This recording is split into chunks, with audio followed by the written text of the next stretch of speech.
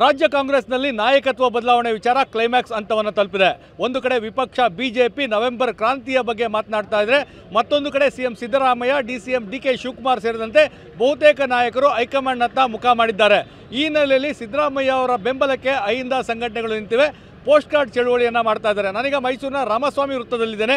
ನೀವು ನೋಡ್ತಾ ಇರ್ಬೋದು, ಅಹಿಂದ ಸಂಘಟನೆಗಳ ಒಕ್ಕೂಟದವರು ಹೈಕಮಾಂಡ್ಗೆ ಪತ್ರವನ್ನು ಬರೆಯುವಂಥ ಕೆಲಸವನ್ನು ಮಾಡಿದ್ದಾರೆ. ನೀವು ನೋಡ್ತಾ ಇರ್ಬೋದು, ಪೋಸ್ಟ್ ಕಾರ್ಡ್ನಲ್ಲಿ ರಾಹುಲ್ ಗಾಂಧಿಗೆ ಪತ್ರವನ್ನು ಬರೆದು ಸಿಎಂ ಸಿದ್ದರಾಮಯ್ಯ ಅವ್ರನ್ನ 5 ವರ್ಷದ ಅವಧಿಗೆ ಮುಂದುವರಿಸಬೇಕು ಅಂತೇಳಿ ಪೋಸ್ಟ್ ಕಾರ್ಡ್ ಚಳುವಳಿಯನ್ನು ಆರಂಭಿಸಲಾಗಿದೆ.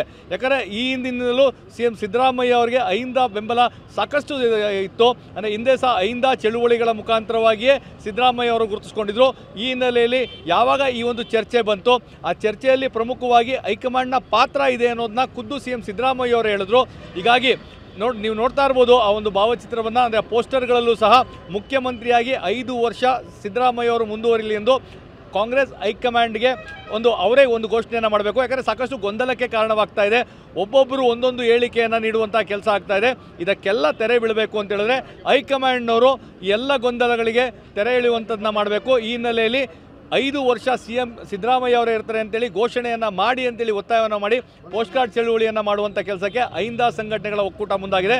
ರಾಮಸ್ವಾಮಿ ವೃತ್ತದಲ್ಲಿರುವಂತಹ ಒಂದು ಪೋಸ್ಟ್ ಬಾಕ್ಸ್ಗೆ ರಾಹುಲ್ ಗಾಂಧಿಗೆ ಪೋಸ್ಟ್ ಕಾರ್ಡ್ನ ಮುಖಾಂತರವಾಗಿ ನೂರಾರು ಸಂಖ್ಯೆಯಲ್ಲಿ ಪೋಸ್ಟ್ ಕಾರ್ಡ್ಗಳನ್ನ ತಲುಪಿಸೋದು ಅಷ್ಟೇ ಅಲ್ಲ, ಅಹಿಂದದ ಅಧಿಕೃತ ಲೆಟರೇಟ್ನಲ್ಲೂ ಸಹ ಪತ್ರವನ್ನು ಬರೆದು ರಾಹುಲ್ ಗಾಂಧಿಗೆ ರವಾನಿಸುವಂಥ ಕೆಲಸವನ್ನು ಮಾಡಿದ್ದಾರೆ. ಮುಖಂಡರು ಈಗ ನಮ್ಮ ಜೊತೆಗಿದ್ದಾರೆ. ಸರ್, ಪೋಸ್ಟ್ ಕಾರ್ಡ್ ಚಳುವಳಿಯನ್ನು ಆರಂಭಿಸ್ತಾ ಇದ್ದೀರಾ, ಇದರ ಉದ್ದೇಶ ಏನು ಮತ್ತು ಏನು ಬರೆದಿದ್ದೀರಾ ಪೋಸ್ಟ್ ಕಾರ್ಡಲ್ಲಿ? ಇಲ್ಲಿ ಭಾಳ ಪ್ರಮುಖವಾಗಿ ಕರ್ನಾಟಕ ರಾಜ್ಯದಲ್ಲಿ ಮುಖ್ಯಮಂತ್ರಿ ಹುದ್ದೆ ವಿಚಾರದಲ್ಲಿ ಭಾಳಷ್ಟು ಗೊಂದಲದ ಹೇಳಿಕೆಗಳನ್ನು ನೀಡ್ತಾ ಇದ್ದಾರೆ.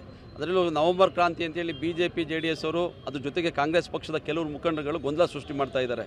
2023 ಚುನಾವಣೆಯಲ್ಲಿ 135 ಜನ MLAನ ಸಿದ್ದರಾಮಯ್ಯನವರ ನೇತೃತ್ವದಲ್ಲಿ ಗೆದ್ದಿರುವಂಥದ್ದು.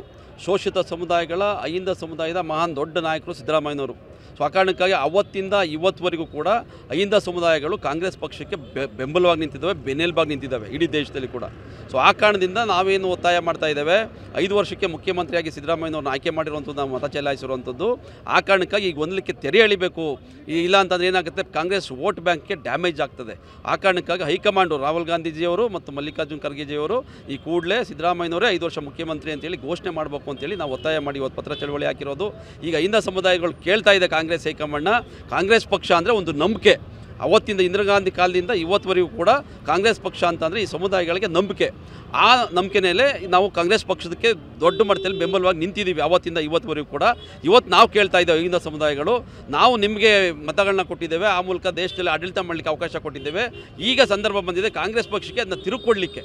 ಮುಖ್ಯಮಂತ್ರಿಯಾಗಿ ಸಿದ್ದರಾಮಯ್ಯ 5 ವರ್ಷಗಳ ಕಾಲ ಮುಖ್ಯಮಂತ್ರಿಯಾಗಿ ಮುಂದುವರಿಸಿದ್ರೆ ಅದು ನಮಗೆ ಕೊಡುವಂಥ ಒಂದು ಕೊಡುಗೆ ಅಹಿಂದ ಸಮುದಾಯಗಳಿಗೆ. ಆ ನಿಟ್ಟಿನಲ್ಲಿ ಈ ಕಾಂಗ್ರೆಸ್ ಪಕ್ಷ ನಮಗೆ ಕೊಡುಗೆ ಕೊಡಬೇಕು ಅಂತೇಳಿ ನಾನು ಮನವಿ ಮಾಡ್ತೇನೆ. ನಮಸ್ತೆ. ಇವತ್ತು ಅಹಿಂದ ಸಮುದಾಯದ ಅಸ್ಮಿತೆ ಅಂದರೆ ಸಿದ್ದರಾಮಯ್ಯವರು, ಅಹಿಂದ ನಾಯಕ ಅಂದರೆ ಸಿದ್ದರಾಮಯ್ಯ ಸರ್.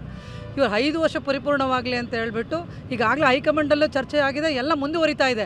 ಏನಾಗಿದೆ ಅಂದರೆ ಕಾಣದ ಕೈಗಳು, ಏನು ವಿರೋಧ ಪಕ್ಷದ BJP ಮತ್ತು JDS ನಮ್ಮ ಕೆಲವು ಕಾಂಗ್ರೆಸ್ ಮುಖಂಡರುಗಳು ಸೃಷ್ಟಿ ಮಾಡ್ತಾ ಇದ್ದಾರೆ. ಏನು ಉದ್ದೇಶ ಅಂದರೆ, ಯಾವ ಕೆಲಸಗಳು ಅಡೆತಡೆಯಿಂದ ನಿವಾರಣೆಯಾಗಿ ನಡ್ಕೊಂಡು ಹೋಗ್ತಾ ಇದೆ ಅದೆಲ್ಲ ಸ್ಥಿರವಾಗಿ ನಿಲ್ಲಬಾರ್ದು, ಏನಾದರೂ ಇದಾಗಿ ಗೊಂದಲ ಆಗಿ ಈ ಸರ್ಕಾರ ಏನಾದರೂ ಆಗಬೇಕು ಅನ್ನೋ ಉದ್ದೇಶದಿಂದ ಮಾಡ್ತಾ ಇದ್ದಾರೆ. ಬಟ್ ಮಾನ್ಯ ಮುಖ್ಯಮಂತ್ರಿಗಳು ಸಿದ್ದರಾಮಯ್ಯವರು 5 ಗ್ಯಾರಂಟಿಗಳ ಕೊಟ್ಟರ ಜೊತೆಗೆ ಇವತ್ತು ಎಲ್ಲ ಶಾಸಕರನ್ನ ಒಳಗೊಂಡಂತೆ ಇವತ್ತು ಎಲೆಕ್ಟೆಡ್ ಮುಖ್ಯಮಂತ್ರಿಯಾಗಿ ಮುಂದುವರಿತಾ ಇದ್ದಾರೆ, ಸೆಲೆಕ್ಟೆಡ್ ಮುಖ್ಯಮಂತ್ರಿ ಅಲ್ಲ. ಸೊ ಹಾಗಾಗಿ ಯಾವತ್ತೂ ಕೂಡ 5 ವರ್ಷ ಪರಿಪೂರ್ಣವಾಗಿ ಮುಖ್ಯಮಂತ್ರಿ ಮುಂದುವರಿಯಲಿ ಅನ್ನೋದು ನಮ್ಮ ಉದ್ದೇಶ. ಏನು ಇವತ್ತು ಅಹಿಂದ ನಾಯಕರು ನಮ್ಮ ಮೈಸೂರಿಂದನೇ ನಮ್ಮ ಶಿವರಾಮ್ ಅವರ ನೇತೃತ್ವದಲ್ಲಿ ಮುಂದುವರಿಯಲಿ ಅಂತ ನಾನು ಕೇಳ್ಕೊತಾ ಇದ್ದೀನಿ.